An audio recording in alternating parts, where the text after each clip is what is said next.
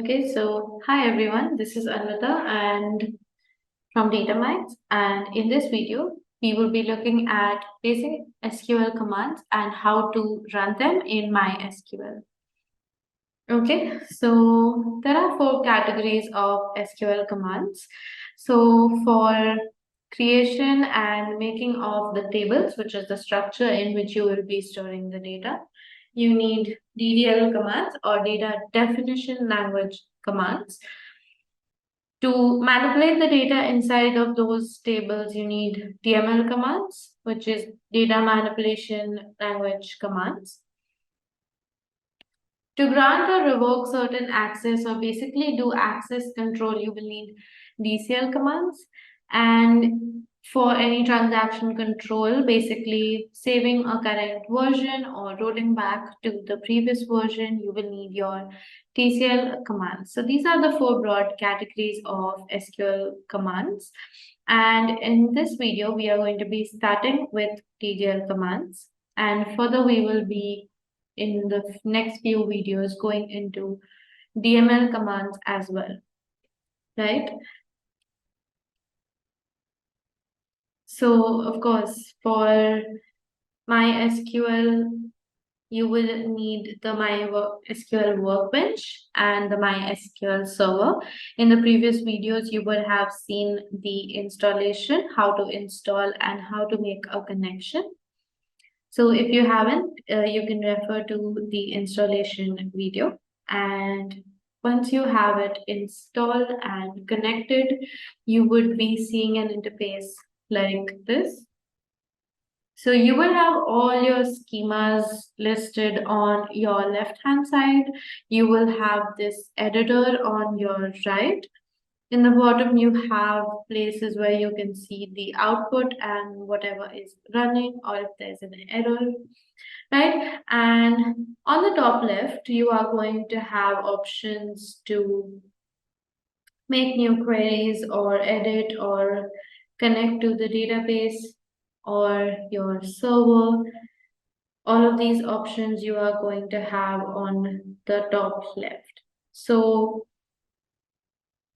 in your editor, we are going to start with the DDL commands, right? So any data that you are going to put in a table, those tables are going to exist in a database. So as you have seen in the previous videos, that database is basically a logical container where we are going to store our tables. It's an organized collection of data.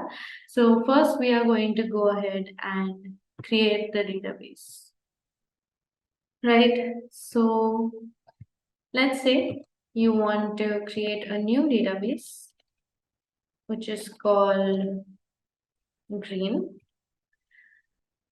When you type this command, you basically select this command and click on this button.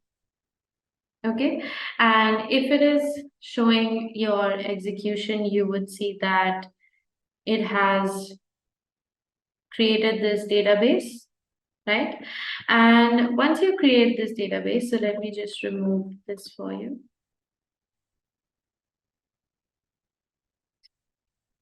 So once you create a new database, you can say show databases to see if it is reflected. So as you can see, these are the databases I have created from before. So these are also listed. Green is the one that I have created right now. So that is listed. Then you have certain default databases from MySQL that are already present. And red is again red, and sys is a database that I created earlier.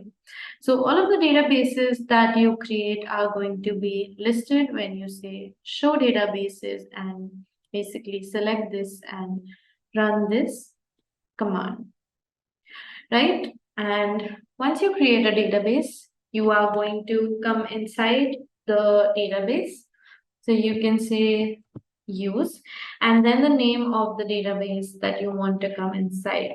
So let's say I want to create tables within the green database. So I'm going to say use and then the database name, right? The syntax is, so these syntax are for your MySQL and MySQL Workbench. So if you are on any other database management system, it can slightly differ. Maybe you will have used database and then the database name, but you are going to have similar syntax. So using this syntax, you can say use green, and let me just run this for you. So now you can see that once you say this, you are inside this database. Okay, so inside this database, we can go ahead and create our tables. We can store data inside the tables, right? So let's go ahead and look at how we would create a table.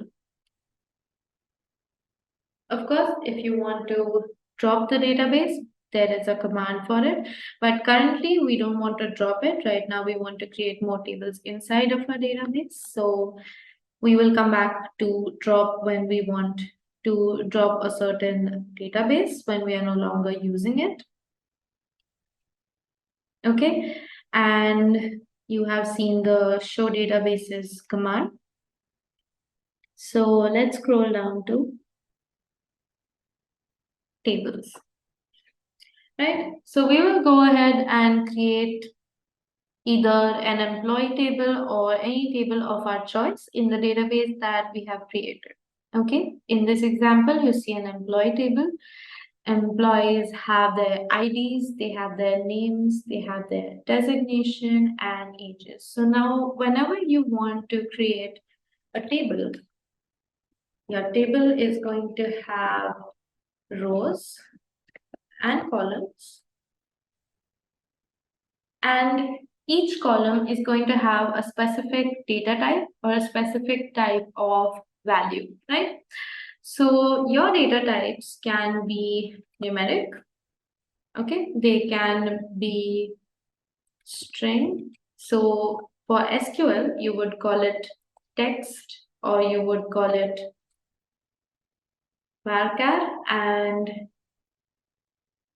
you will have certain ranges that are present. So let me show you. And apart from numeric and character or string data types, you can also have date and timestamp kind of data types, right? So why do we need to know the data types? Because in a table, in relational data and in a table, so again, if you want to refer to what is relational data, you can go to the previous videos and revise the concept. But in relational data, in a particular column, you would have it defined which kind of data is going in which column, right? So all of the rows will be pertaining to that data type, that specific data type, right? So as you can see, you have numeric data types, you have ranges that are present, and based on the range of values that you want to use, you will specify the data type. So similarly, for date and time, you have 3 different formats in which you can store the date and time and year, right? Similarly, for your character data types or your string data types, you have 3 types, and you can store your alphabetical or alphanumeric data in this format, right? So as you can see in the employee table,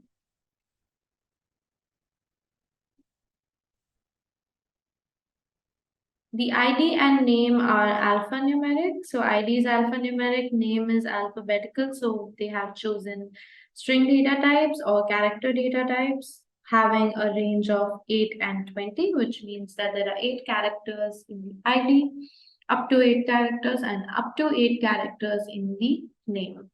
So what does that mean? So varchar of 8 would mean that you can have up to 8 characters in this column, right? Similarly, you can see age is having integer, so that will be purely a numeric value. No characters are going to be inserted, and no date and time sort of value will be inserted, right? So you have to specify the column names as well as their data types while creating a table, right? And the syntax goes like, you would say create table. So these are the keywords. You will give a table name. So let's say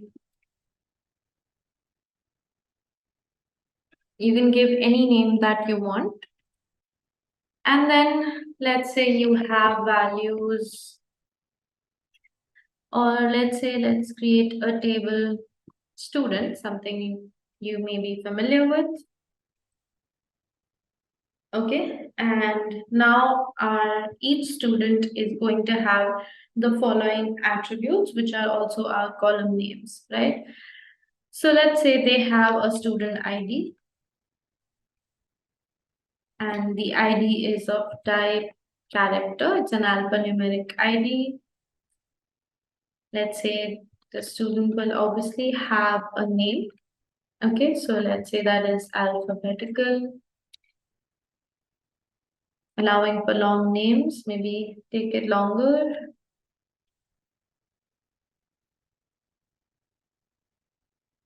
Okay, let's say they have marks of a certain subject. So let's say mark 1, and that is integer. Okay, you can have more, you can have age, you can have location. So let's say age is also a numeric. Okay, so once you give a table name and you give your column names and their data types, you can go ahead and select this and run this. So you can see that a table will be created, and these are the columns and these are the kind of data that you would be inserting in this table, right? So in the next video, you're going to see how to insert and manipulate the values inside of this table. So that's it for this video.